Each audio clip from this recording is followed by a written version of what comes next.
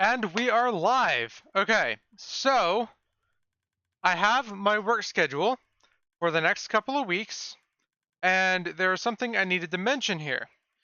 I plan on redoing this, but I have my stream schedule on my website because it's going to be changing around my work schedule.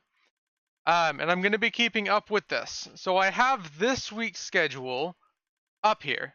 Let's see if I can get a proper link. There we go. Okay. So this is actually going to be in the description of my uploaded streams too. But the idea is you can go in here and it will display in your local time what time I'm streaming. And I plan on getting this to be a little bit easier to look at too.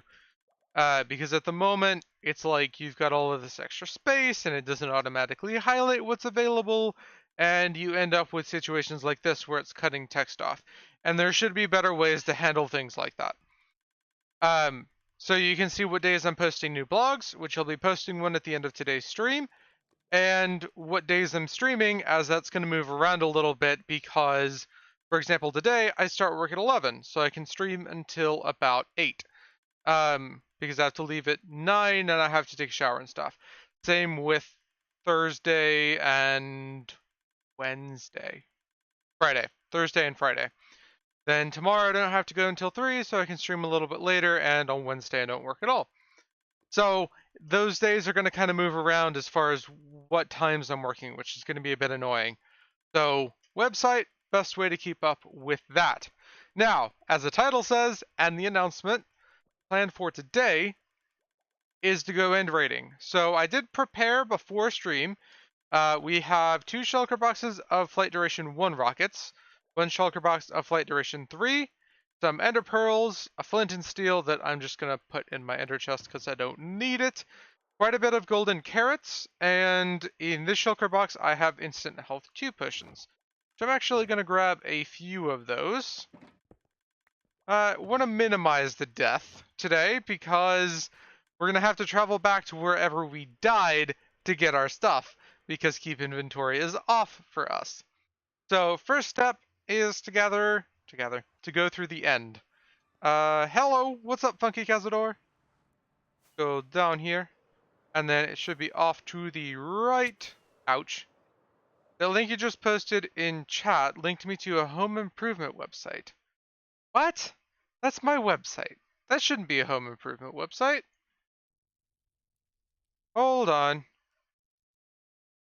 That can't be a thing. That should be my website. Something's a little bit broken there. I've been told that my short links don't work all the time either. That's got me a bit worried.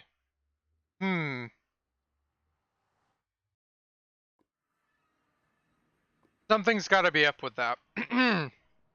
Because that's my domain. No other thing should be under that domain. Huh.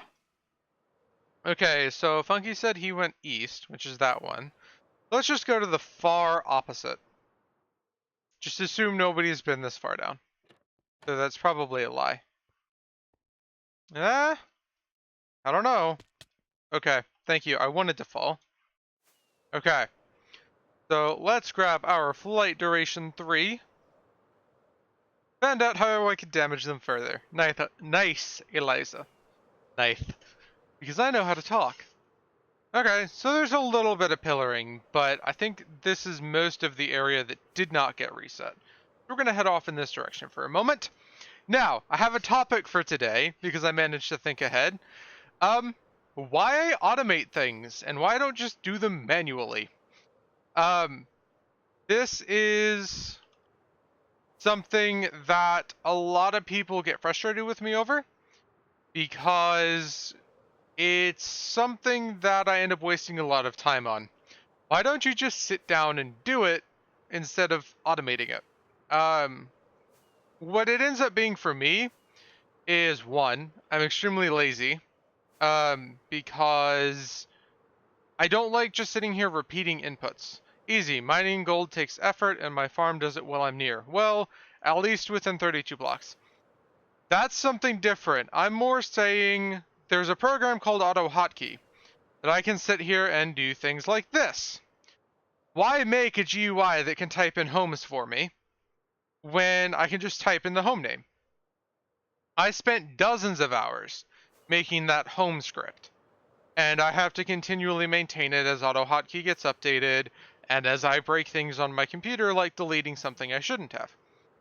Why don't I just go home, home? Why don't I just type it in every time rather than having that thing? And for me, I just hate having to repeat the input every time. Why can't I just press a button and have it done for me? That's the beauty of computers for me. You know, you can have it go as far as you want, and it ends up being a lot faster. Rather than me sitting here having to go like that and typoing every single time I want to type in home and having to remember which one goes to which home, I can just go, okay, this is Podzol. That's saved. That allows me to set my save. That's the Mesa, the Nether. Please go away, cat. Um, I can just like click where I want to go, and it takes me there. And I never have to worry about remembering which one is which and how it's spelled. I know what it looks like, and I can go there. And it ends up being a lot faster. And I don't have it. That specifically is a really good example because I do it all the time. I always have to go home. I always have to use a warp point to get somewhere.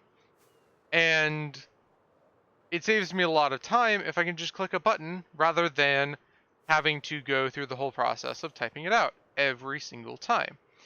But there are a lot of things where the amount of time that I sink into automating it is not worth the time I spend actually doing the task.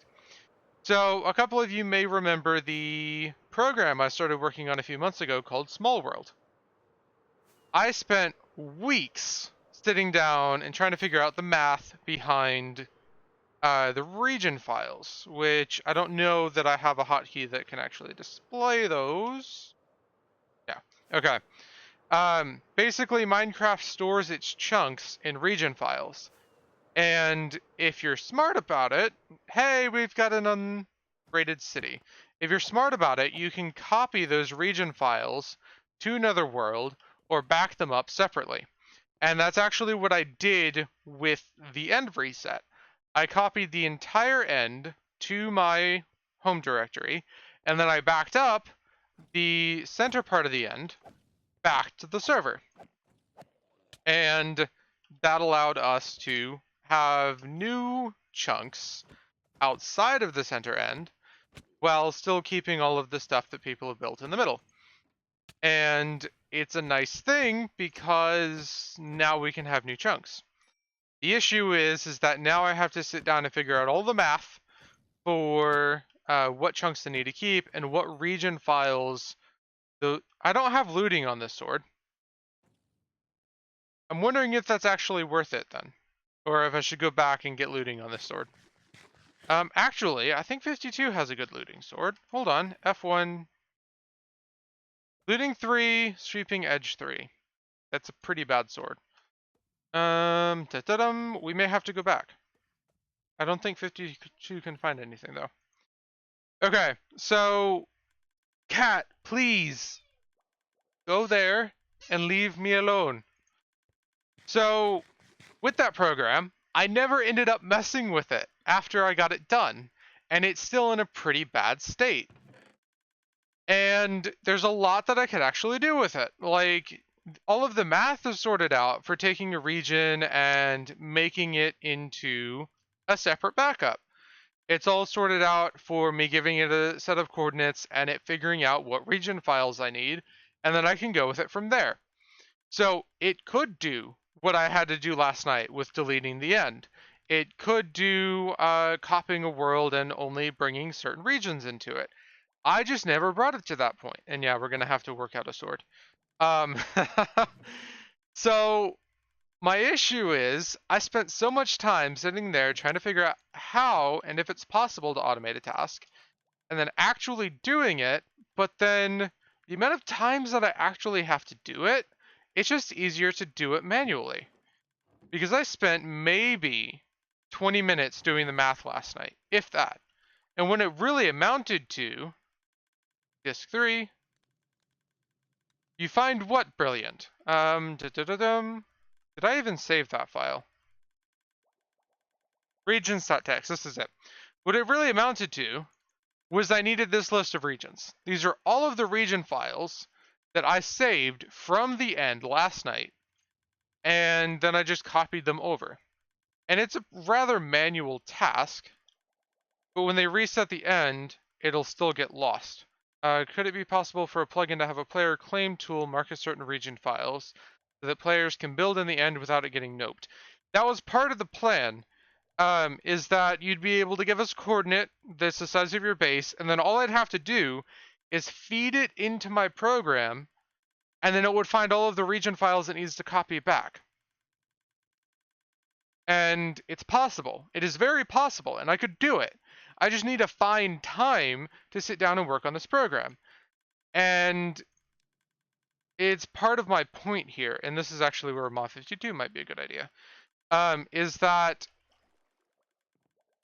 though that kind of automation is a really cool thing to do, but there comes a point where, is it the automation you're looking for and the time saving, or do you need some other feature from it, like the ability to save other things that would really take too much time and effort to do otherwise? And I need Yule. So the reason I want Mod 52 here is he has 605 levels, so I'm not really gonna have to worry about like losing things. So Yule, I need to disenchant. And you, smite, knockback, smite. I'm looking for looting 3. And that's actually what the Small World plugin was originally intended, or program was originally intended to be. Was it was going to be something we could throw up on a web server and attach the old version of the world to, and have people input their base coordinates or their homes, and they'd be able to get their bases back in a small compressed world size. Because the old world was like 102 gigabytes or something, and it just wasn't going to be worth it to offer that as a world download because nobody was going to be able to download it. Okay, let's see if we can actually combine these. I doubt it. Actually, let's just do it with 52. So we'll need you, and 52 should have gotten that sword back. Okay, let's go. Down, down. Anvil should be here. That one and that one. So we have knockback 2, looting 3, mending, sharpness 3, sweeping edge 3, and breaking 3. Okay. Sharpness is not the best, but it'll work. Now we can leave that there. And we can bring them all 51 all the way back down. Hello. And now we need to bring 52 up so he's safe from zombies patrolling the ground. Perfect. And now we get to go back to the end. Beautiful. Go. Oh no, I'm in the cow pen. Over, please. Hi. Okay. So I do want to continue to work on that Small World plugin because I think there's a lot that it can be. The main issue is I am horrible at math. So I've gotten a lot better at managing how the grid ends up working because with the Minecraft chunks, it's 512 by 512 blocks subdivided into region, like a region is 512 blocks that's then subdivided into chunks. So if you look at your F3 screen, let's get a mouse here. Okay. And this, and I want to go to Discord. Okay. So you have, oh, that's beautiful. It deletes my mouse. How can I figure this out? I need some way to point. Here, got it. Okay. And then save, open. Perfect. So you have your X, Y, and Z coordinates. Then you have your block coordinates, which are basically the X, Y, and Z coordinates without the decimal places. Sorry if I'm bothering you with my obsession with destroying Star Wars ships. No, you're okay. And then you have your chunk coordinates, which the first value is your coordinates within the chunk, and your second value is your coordinates within the region file, which is strange. And then here somewhere, Or no, that's just your chunk value, period. It's just like your block value, but it's chunks. So it starts at 0, 0. Then the next one over is -1, 0. Then the one over from that is -1, -1. And then the one to the bottom left is -1, 0. And that's how they're all sorted out. And I never wrapped my head around grids and geometry, but that's how it works. But then you have the same grid system of 0, 0, -1, 0, -1, -1, -1, 0 for region files. So you have the blocks, then you have the chunks, then you have the region files. And they all kind of intersect in that you can have 0, 0 block, 0, 0 chunk, 0, 0 region file. And they're all contained in the same one.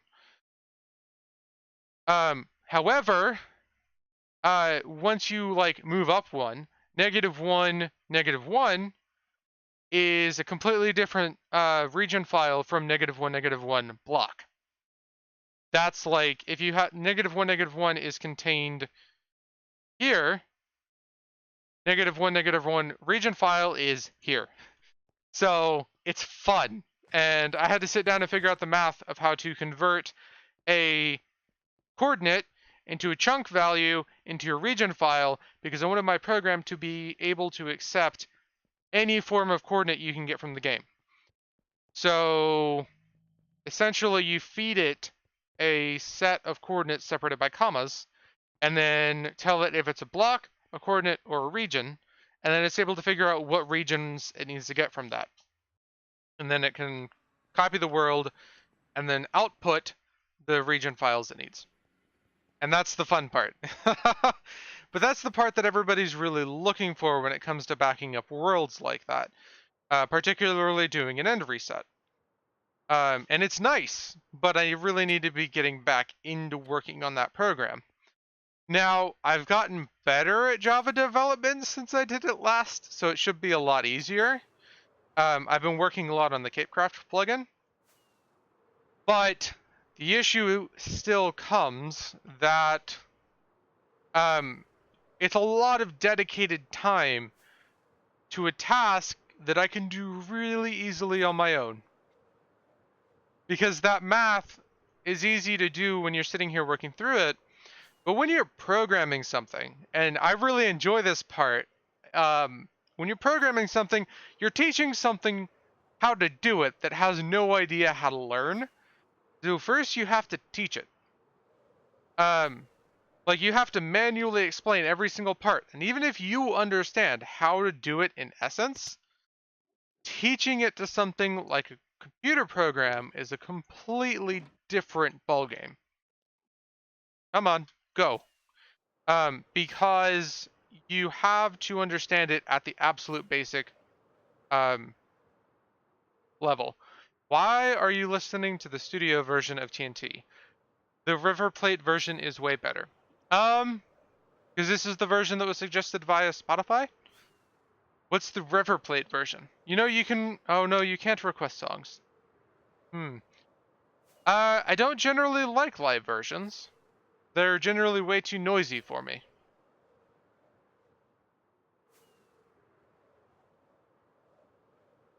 So, I can imagine why. The issue is I have a hearing impairment. So I have, like, if there's a lot of noise in the background, I can't make out what's being said, and it just ends up sounding like chaos to me. So while I agree that the O's are very, very flat, I kind of prefer it that way because I can actually make out what's being said in the rest of it. If there's a lot of background noise, like a live performance, or it's not properly balanced, I cannot make out what's being said at all. And it's kind of frustrating. Because live performances generally do have a lot more emphasis to the better parts, but I can never make out the actual song. It just ends up sounding like absolute chaos. And I've very rarely found a live performance that I can actually enjoy. So, one of the issues of having a hearing impairment, I guess. So, on the back to the thing of automating tasks.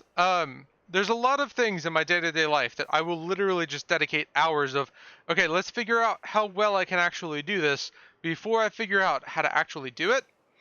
And that boils down to a lot of things with how I struggle to pick up new tasks.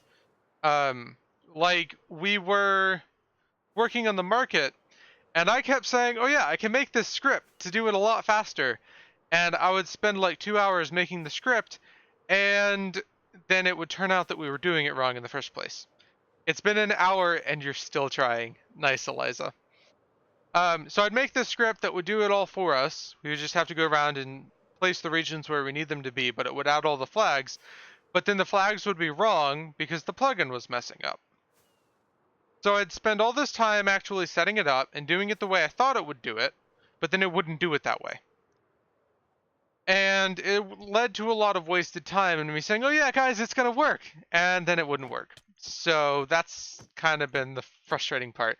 Yeah, Minnie knows what I'm talking about. It's like, guys, I have the script. It's gonna work perfectly. And then since I didn't spend any time actually testing what I was working on, I just went around and used my script to get everything done. It didn't actually work, and we were back to square one, and I'd wasted 3 or 4 hours of dying. Awesome. I'd wasted 3 or 4 hours of not getting anything done. So yeah, I enjoy the scripting part. I enjoy getting things automated like that. The issue comes when like there's nothing that can be done because it's broken. And also when I would have been better to just do it manually. Let's see, do I have any Unbreaking 3 books in here? Da-dum. I should have a death point. That's Step Strider 3, not Unbreaking 3.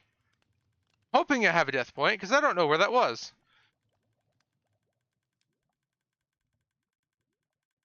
Hmm.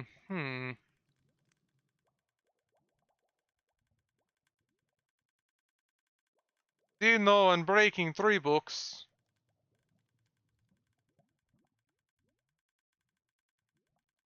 Okay, let's grab a mending book. I know I have some down there. No, it's not. In fact, I'm trying to convince James to add a plugin that locks drops from other people picking them up. But we've been having so many problems with lag that it may not be worth it because it can be a bit more lag that you have to deal with. Fortune, Silk. I know I have an Unbreaking Villager. Where are my books? I have to go all the way back up there and get books. Yeah, if you do that, you're just being a jerk.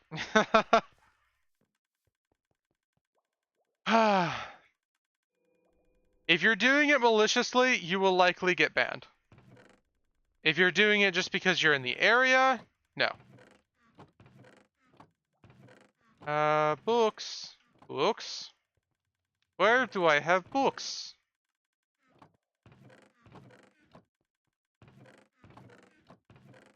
Aha! Books. Okay, now we want to fly down here and find the Unbreaking Villager. Hopefully he wasn't one of the ones that died. Aha! Hello! I really need to get back into trading with these guys. Okay. Now back to the anvil. We'll probably have to hand it to Mob 52 to be honest. Oh, let's drop these emeralds back off. Leave the books down here too. I keep coming down here expecting to find books, and I don't. And I end up having to trade for what's it called? Bookshelves, I think? Yeah, bookshelves. And it's kind of frustrating because I know I should have books down there. I'm beginning to suspect that it can't be broken further despite damage indicators telling me otherwise. Possibly. This one, mending, unbreaking 3. Now let's run back and actually fix that. Do I have... That's protected by Mob 51. I'm wondering if I have a feather falling book. Okay, no. Let's put this on and see if we have a feather falling book down here. I know I had a feather falling villager. No, he died. Okay. Dead villager. We need to grab some sugar cane.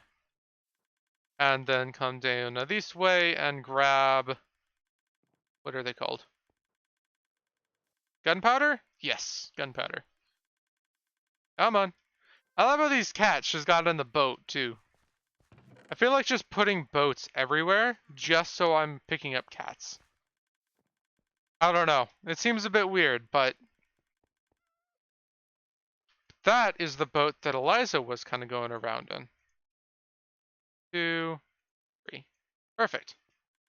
And we can throw these on the ground. Okay.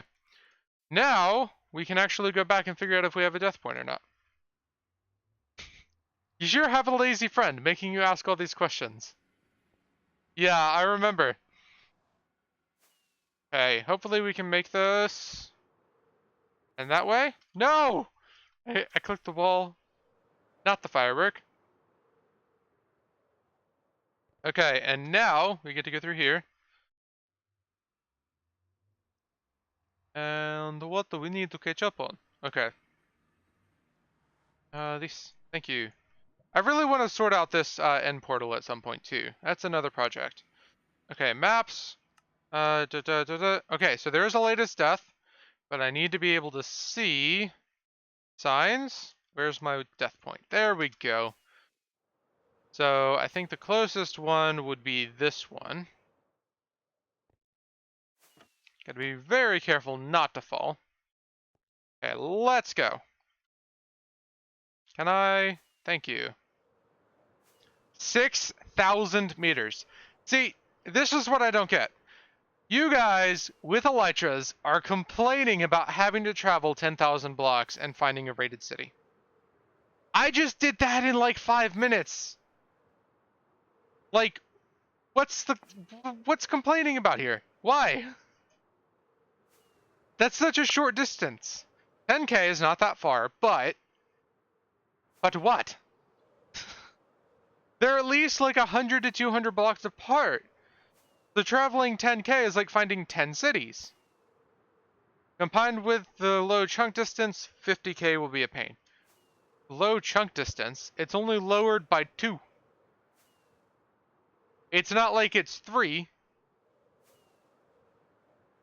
Like, the default is 10. We're at like 7, I think. So, it's not like we've got a huge situation. And single player, I would go end rating with 32. Fair enough. But you're never going to have more than 10 on a multiplayer server. So, wanting 32 on a multiplayer server is asking for a bit much. I promise. Unless Mojang sorts out the server performance, you're not going to get that much. We can't really do it per dimension. It's the server-wide setting. So, yeah. And even then, like, it ends up causing issues. So we actually figured out the reason why 1.14 performance is so poor. They moved all of the server saving and loading to a different thread, or to the same thread. Used to be on a different thread.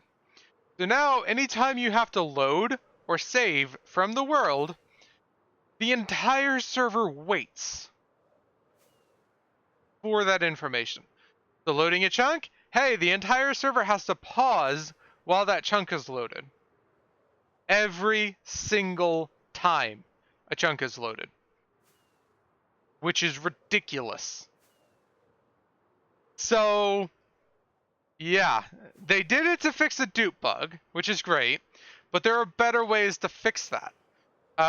Ewan was talking in Saturday's stream about something called thread safety.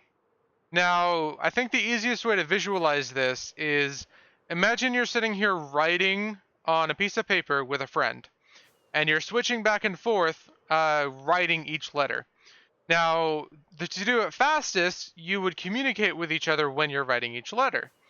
However, what can end up happening, and what was happening when they were getting duplication bugs, is, or at least this specific one, is somebody would not communicate that they were going to write the next letter, and you'd get 2 letters in a row that were the same letter.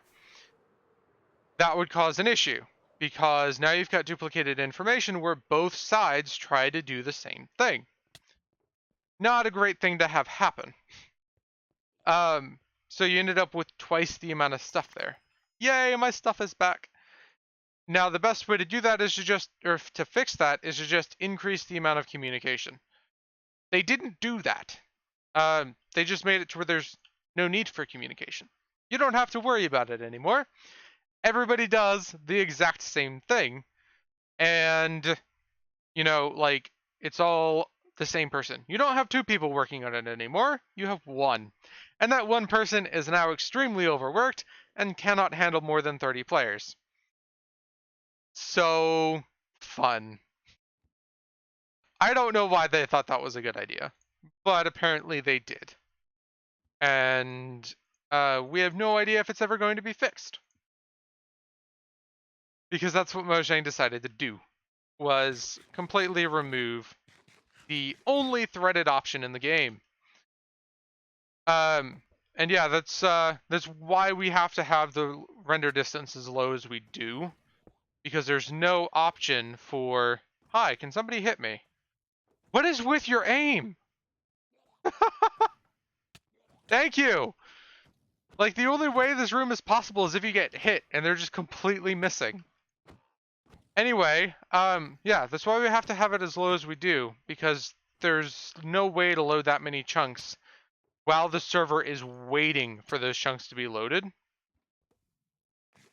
Because every time a chunk is loaded, nothing else can happen until that chunk has been loaded from the disk. And we're already using an SSD. We've already, thank you. We've already got, like, the actual, we've got the chunk loading off on another thread, but not the chunk saving. And it's only some of the chunk loading. Like, the main parts of it are still on the same thread, which is the annoying part. It's the stuff that Mojang wasn't doing before. And yeah, it's kind of broken. Okay, we need to go here, and then here, and eat something so we don't die again. Now I saw another end city that actually had a ship off in that direction, so we're gonna head that way. And I completely understand your frustration with not having a large render distance. Like, I play at 32, 33, and I want to be able to see larger areas. And in fact, I made a suggestion in Fabric and Forge. What is this? It's a creeper face. Nice. I made a suggestion in Fabric and Forge to have client-sided, like, chunk saving. Where if you've been in an area, those chunks stay on your client. And then to update them, you just have to go back in there to help offload some of the server issues, as well as allowing for players to have larger areas loaded. The issue is that there's a lot of other stuff that needs to be figured out about that. And people have thought of doing it, and it's something that's possible, but people just have to dedicate time to doing it, and it's a whole process. Okay, we got a shell. Awesome. But that would be a good solution, because you would get these massive cinematic shots of, like, huge areas being loaded, and servers wouldn't have to have 32 chunk render distance, as well as your client not having to sit there and load all of those chunks and tick them and stuff. It's just a matter of actually getting something like that to work. Need to throw some of this stuff away.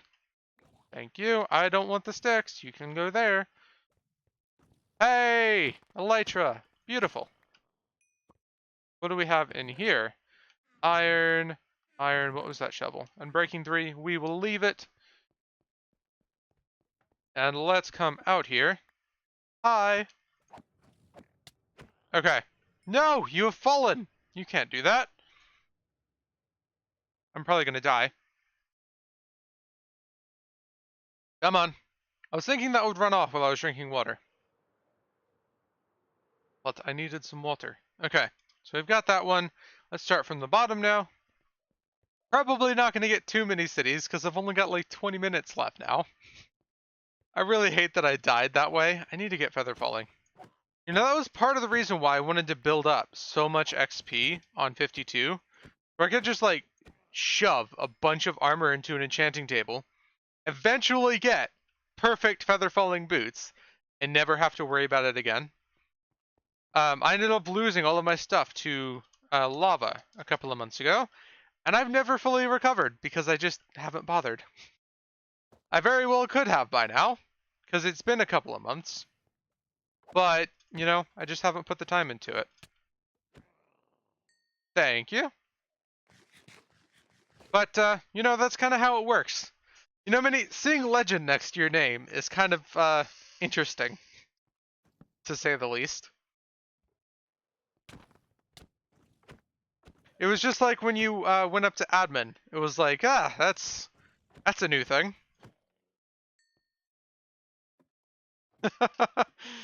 Yeah, it's gonna take some getting used to. Come on. I feel I could deal less damage on this ladder. I can imagine, yeah. It's taking us a minute to get used to it. I can't imagine how long it's gonna take you. Drink that up. Oh, I've fallen. Thank you. It is nice to see a yellow rank, yes. Come on. I keep missing. This is getting so frustrating. There's him. Go after this one. Oh, please. You know, part of what I'm... Please don't die. Part of what I'm wanting to do with the CapeCraft plugin going forward is the ability to choose which rank displays. Particularly since I want to do, like, not per rank, like, okay, I need to figure out how to phrase this. What is it? I want to do permissions based on, oh my gosh, what are they called? In-game achievements. Right. So, like, for example, defeating the Wither would give you a different achievement, and possibly unlock the Wither skeleton farm. Making it to a stronghold could unlock an end portal warp that's kind of public. That way we could have one place that everybody goes to and you wouldn't have to waste a home. If that makes any sense whatsoever. But you could also get ranks from unlocking those different things. I have wanted that for so long, and I have not dedicated the time to actually like coding it. And with James working on his part of the plugin right now, for the upcoming thing that I don't want to talk about, I'm not wanting to jump in and start messing with the code. Because I know a lot of it's going to change moving forward. But yeah, I really want to get that done because I think that's going to add a lot to the game. I like how it censored that. I need to fix it. A Furious Cocktail would give you permission to type the advancement without it getting bleeped. I just need to fix it in general. I don't think it should happen, period. But yeah, something like that.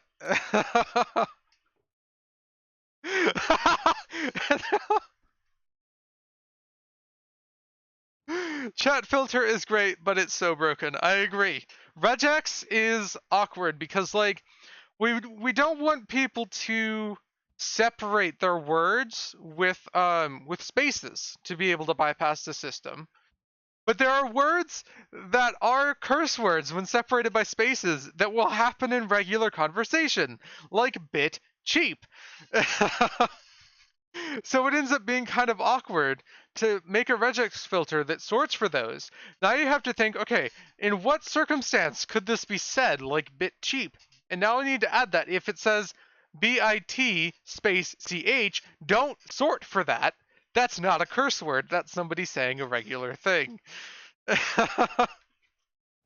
So yeah, bit awkward. And I need to push into feeling before he starts firing at me. Okay, and now a regular golden carrot. So yeah, it's great, but there's a limit to what it can do.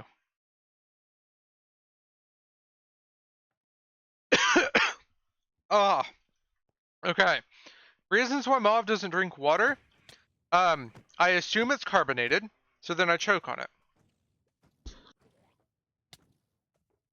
How about getting how did we get here gives you OP permissions? See, it's not going to be something that crazy. Like, it could give you a cool prefix, or a special warp, or like a cool crafting recipe. It's not going to give you like anything game breaking, or like staff perms. More things that are cosmetic or could help with the game. Like instead of just basing everything off of playtime, basically.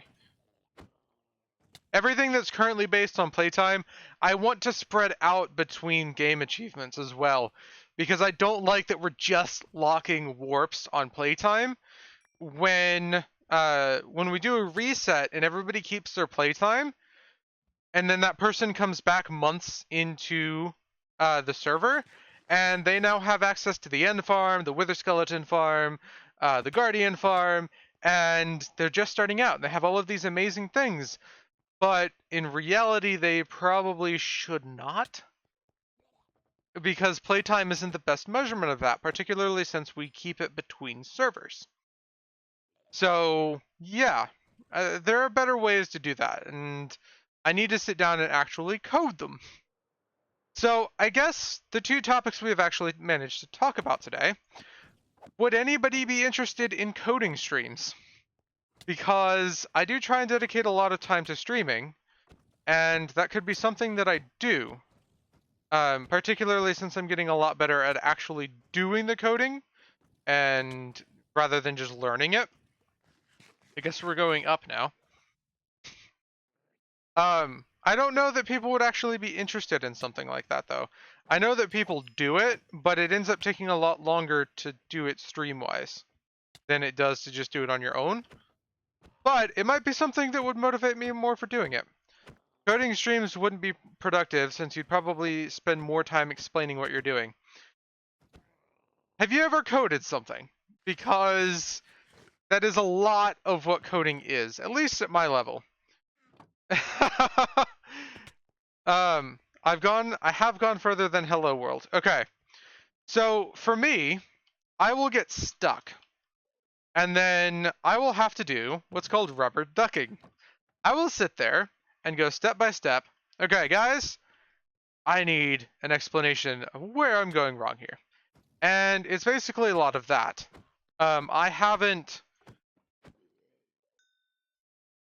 I get that what you're talking about is like I'll have to explain what each part of the code is and why I'm doing it this way versus another way. But even then, like going that deep into it can be a good idea because sometimes there really is a better way to do something if you go down to the basics. Um, and I haven't quite gotten good at that part yet. And not only that, a lot of it does need feedback for like where it would be fun or where it would be useful. Like think about switching between ranks. Um, what would the interface be like? How do you think it would be cool to interact with it? Uh, what command name should it be? Does this seem like a good way of displaying your rank? That kind of thing. Those things are good to have feedback on. And in a stream, it can be good to get those things. It wouldn't necessarily be the only place that you would code, but coding streams can be fun because it's a good way to give people an idea of the problems you could be running across, as well as getting feedback on the things that have been done and why they could be done different ways. Da-da-dum. Yay! Let's go down. Whoa! How did I do that? Great view from up here by ender pearling downwards. Okay. Thank you. It's broken. Ah, gotta love Minecraft sometimes. I ender pearled downwards and got the achievement for floating upwards. Okay. Let's go there. Jump and break. Okay, where are we going next? I wonder if I've gone in that room yet. I think I have. Looks like it. Once in chat, I overheard something about the nether roof becoming over forbidden. What was that about? Well, I've now died again. We're probably going to spend the next 20 minutes getting back from there. So... Oh, I don't have an elytra now. People want the nether roof to be forbidden because it technically relies on a glitch to get up there for the most part. But it's a glitch that's impossible to fix. So Mojang doesn't really bother trying to fix it anymore. Oh, I do have an elytra. Awesome.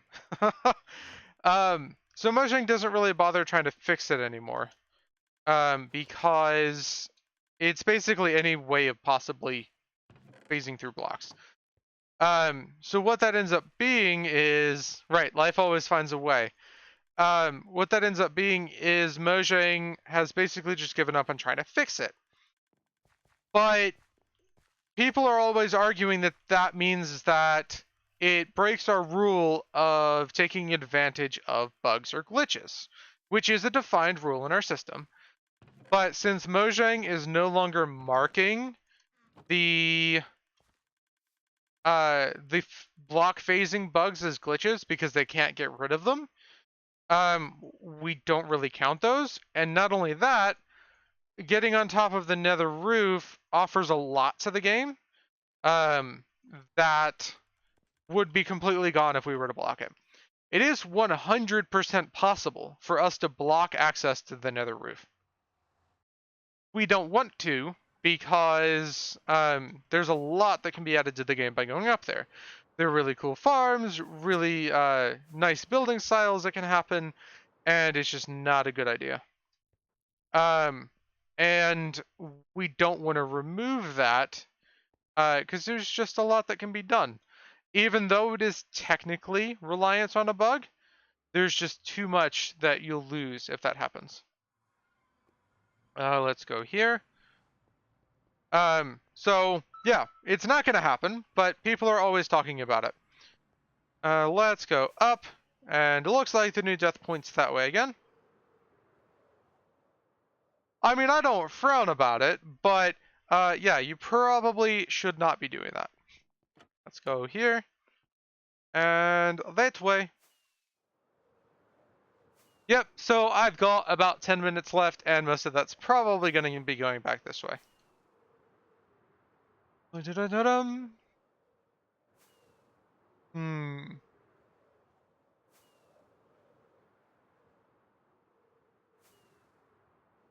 have no idea what they're talking about in general. What does the Florida whatever have to do with somebody being arrested on your birthday? As well as general CapeCraft. Like, what on earth does that have to do with anything?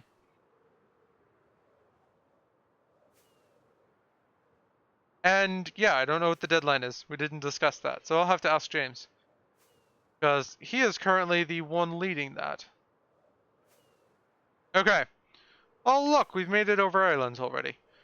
So, yeah, basically, I automate tasks because it's fun and can offer something different.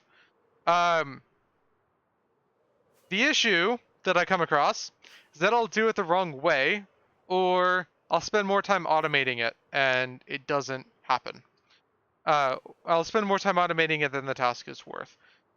There are really good examples of when automation for me has worked out, like my home list, getting around our core inspect pages, and yeah, there are good examples of automation. But a lot of it has not been like fruitful, I guess. Factorio, I've heard of it, never really like looked into it to be honest. The song mini? If it's the song, I've been told it's the theme song of a popular YouTuber. But I wouldn't know.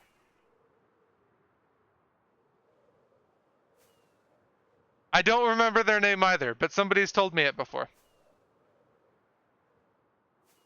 Nice, Eliza. Markiplier's outro. There we go.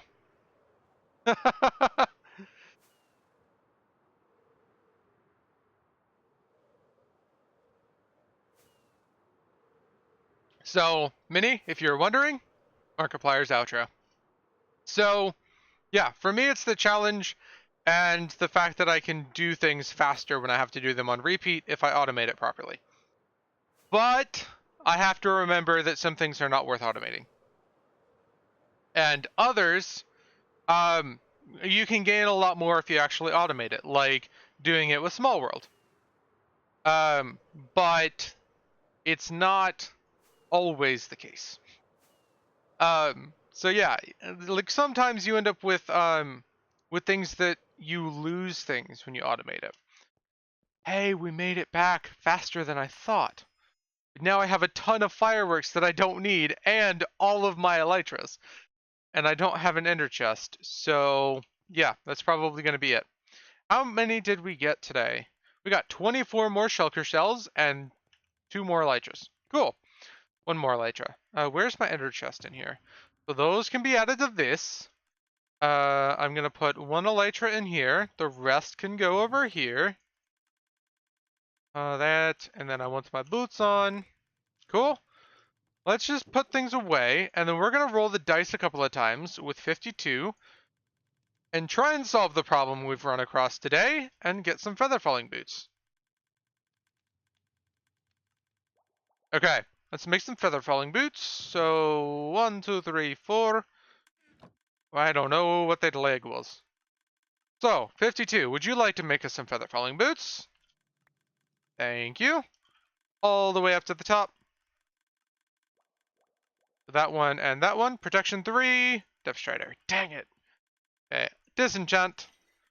And Unbreaking 3. What do we have? Protection 4. That's not helpful. Fire Protection 3. Feather Falling 4. Okay. See, that would have saved us twice from falling today. So that can go here. And we want to take... Oh, no, you're going to need those back. Because we need to apply those. So that would be here. So we want these first, since we want to keep our regular protection. Depth Strider 3, Feather Falling 4, Mending, Protection 4, Unbreaking 3. Have your Infinity Boots. Thank you. We are good, and now we shouldn't be dying from fall damage anymore. At least not as bad.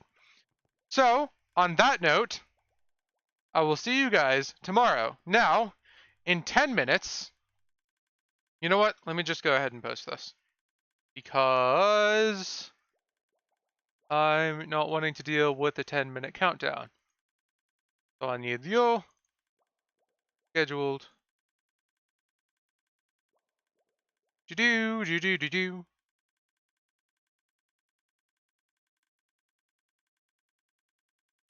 And that. Okay. So I now have a post on my blog that ends at the end, or that posts at the end of my stream. So there's that. It talks about how I manage time, but it's kind of a poem too. So interesting, I guess. I will see you guys tomorrow for what I'm thinking will be Sprout about the same time. See you then.